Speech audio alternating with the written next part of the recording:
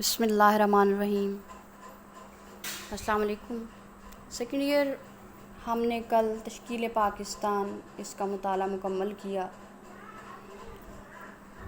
آج ہم اس کے خلاصے اور ایکسرسائز کی طرف آئیں گے۔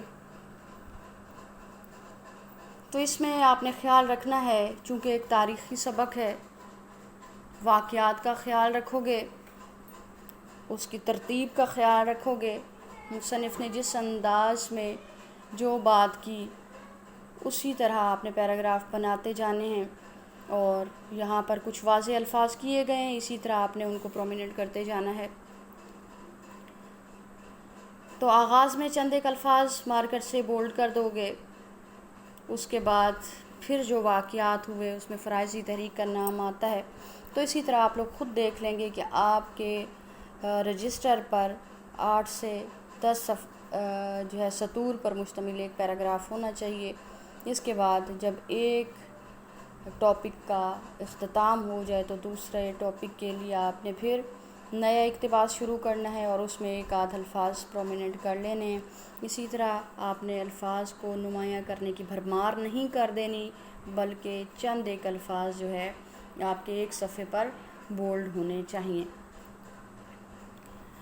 اب ہم اس طرح اپنے خلاصے کو تکمیل کی طرف لے آئیں گے۔ آپ کا کام یہ ہوگا کہ آپ نے اس کو خلاصے کو زبانی یاد کر لینا ہے اور اس کے بعد اپنے رجسٹرز پر اس کو منتقل کر دو گے۔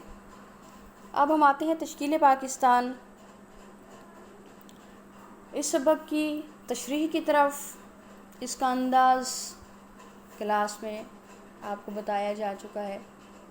ہم دیکھتے ہیں یہ اقتباس جو آپ کو یہاں پر میں آپ کے ساتھ شیئر کر رہی ہوں، اس کو آپ جرنل اقتباس کے طور پر لے سکتے ہو کہ جس اقتباس کی تشریح بھی آئے گی آپ اس میں اس کی معلومات درج کر لو گے اور ایک بہترین جو ہے تشریح آپ کی تشکیل پا جائے گی۔ حوالہ متن میں تشکیل پاکستان سبق کا عنوان، مصنف کا نام میاں بشیر احمد، صنف نثر مضمون نگاری، انتخاب از کارنامہ اسلام، پھر تشریح سیاق و سباق اس کے بعد آتا ہے۔ سیاق و سباق جس بھی پیراگراف کا ہوگا آپ نے وہ درج کر لینا ہے اور پھر تشریح کرو گے۔ تشریح میں سب سے پہلے اسلوب آئے گا اور کچھ اس طرح کہ میاں بشیر الدین احمد کا شمار تحریک پاکستان کے ان قائدین میں ہوتا ہے جنہوں نے قلم کے ذریعے جہاد کیا، قائد اعظم سے گہری محبت رکھتے تھے، ان کی تحریروں میں تحقیقی اور تاریخی انداز نمایاں ہے۔ تحریر کو مؤثر بنانے کے لیے وہ حسب ضرورت آیات قرآنی، احادیث، اقوال اور اشعار استعمال کرتے ہیں۔ شامل نصاب مضمون نظریہ پاکستان سے تشکیل پاکستان کی جد و جہد کے مختلف مراحل کا خاکہ ہے، جو پہلے ان کے رسالے ہمایوں میں شائع ہوا، بعد میں ان مضامین کو اکٹھا کر کے کارنامہ اسلام کے نام سے ایک کتاب شائع ہوئی۔ تشریح طلب اقتباس جس سبق سے ماخوذ ہے اس میں میاں بشیر احمد نے در حقیقت ان تمام حقائق سے پردہ اٹھایا ہے جو پاکستان کی تعمیر و تشکیل کا پیش خیمہ ہیں۔ حوالہ دو گے یہاں درمیان میں، لہو برسا بہے آنسو، لٹے رہرو کٹے رشتے، ابھی تک نامکمل ہے مگر تابیں تعمیر آزادی۔ تو مصنف پاکستان کی تشکیل کے پس منظر میں مسلمانوں کے زوال اور اس کے اسباب کو بیان کرتے ہیں، خاص طور پر مغلیہ سلطنت کا زوال جو اورنگزیب عالمگیر کے بعد شروع ہوا۔ عالمگیر بذات خود نیک اور خدا ترس انسان تھا، اپنے گزر اوقات یہ ٹوپیاں سی کر اور قرآن مجید لکھ کر کرتا، لیکن جب جانشین مسند اقتدار کے پر آئے تو وہ اس قابل نہ تھے۔ اوائل میں تو تمام مذہبی رہنماؤں نے مسلمانوں کی رہنمائی کی، مگر 1857 کے بعد مسلمان انحطاط کا شکار ہوئے تو ان نازک حالات میں ایک مرد خدا بڑھے اور مسلمانوں کی رہنمائی کی۔ یہ مرد خدا سر سید احمد خان تھے، جنہوں نے اپنے گھر کی پرواہ نہیں کی، مسلمانوں کی ذہنی پستی دور کرنے کے لیے انہوں نے مسیحا کا کردار ادا کیا۔ ان کی وفات کے بعد ان کے رفقا نے ان کے مشن کی تکمیل کی، لیکن مسلمانوں میں تعصب پیدا ہو گیا۔ تعصب کسے کہتے ہیں؟ کہ جب اپنی چیزیں اچھی اور دوسروں کی بری لگنے لگ جائیں، خود کو دوسروں سے برتر سمجھا جائے۔ چنانچہ اس موذی مرض کے علاج کرنے بطور معالج عظیم ڈاکٹر علامہ محمد اقبال اپنی قوم کے سامنے جلوہ فگن ہوئے، جنہوں نے بہت سی غائر نظر سے مغربی تہذیب کا مطالعہ کیا اور کہا کہ مغربی تہذیب کی پیروی نہیں کرنی چاہیے، کیونکہ پھر انہوں نے خود ہی اپنے کلام میں وضاحت کر دی، نظر کو خیرہ کرتی ہے چمک تہذیب حاضر کی، یہ صنائی مگر جھوٹے نگوں کی ریزہ کاری ہے۔ مصنف بتاتے ہیں کہ مسلمانوں کی ذہنی اصلاح بہت ضروری تھی، کیونکہ وہ مغربی تہذیب کے دل دادا تھے اور اس کی پیروی کرتے تھے، مگر اقبال جیسی عظیم شخصیت نے جب اس عالم رنگ و بو میں شعور کی آنکھ کھولی تو شش جہت مطلق العنان، یعنی ہر طرف مسلمان پھرتے نظر آ رہے تھے، جن کا ضمیر خواب غفلت میں گم تھا، جو ذاتی اغراض کو قومی و ملی مفاد پر ترجیح دیتے آ رہے تھے۔ مسلمان نفسا نفسی کے عالم میں تھے، ان کے اندر میر جعفر و میر صادق جیسے لوگ تمام تر کوششوں پر پانی پھیرنے کے لیے موجود تھے، یعنی غدار وطن، غدار قوم، غدار ملت۔ تو اقبال نے ان حالات میں اپنا فلسفہ پیش کیا جو محض زیرک اور صاحب بینشی سمجھ سکتے ہیں۔ خودی کو کر بلند اتنا کہ ہر تقدیر سے پہلے خدا بندے سے خود پوچھے، بتا تیری رضا کیا ہے۔ آگے فلسفہ اقبال کی ہم بات کرتے ہیں، اگر اس سے متعلقہ اقتباس کوئی آ جاتا ہے تو آپ کے لیے یہ رہنمائی کرے گی۔ اقبال کے نزدیک خودی تک پہنچنے کے 3 مراحل۔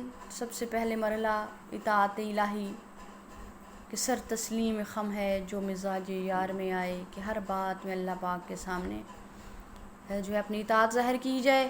اقبال کے خیال میں اگر خودی کا جام پینا ہے اور چاہتا ہے کہ جسے پینے کے بعد وہ اس دنیا اور مافیا سے یوں منفرد نظر آتا ہے کہ خدا اس کی رضا پوچھتا ہے، تو اس کی پہلی سیڑھی اطاعت الہی ہے۔ اگر انسان متی ہو گیا تو اگلا مرحلہ بہت کٹھن ہے، جسے ضبط نفس کہا جاتا ہے، یعنی اپنی خواہشات کو مار ڈالنا، جو انتہائی پرپیچ راستہ ہے کہ جس پر بڑے بڑوں کے پاؤں ڈگمگاتے ہیں، اور ارشاد رسول پاک صلی اللہ علیہ وسلم ہے کہ جہاد بن نفس سب سے بڑا یعنی جہاد اکبر ہے۔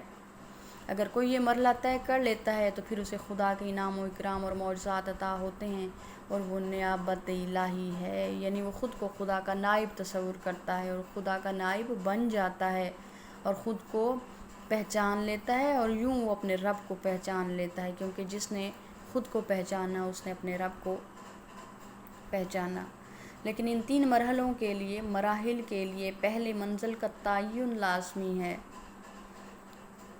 اور اس کے لیے رہنمائی مذہب کرتا ہے۔ حضرت اقبال کہتے ہیں قوم مذہب سے ہے، مذہب جو نہیں تو تم بھی نہیں۔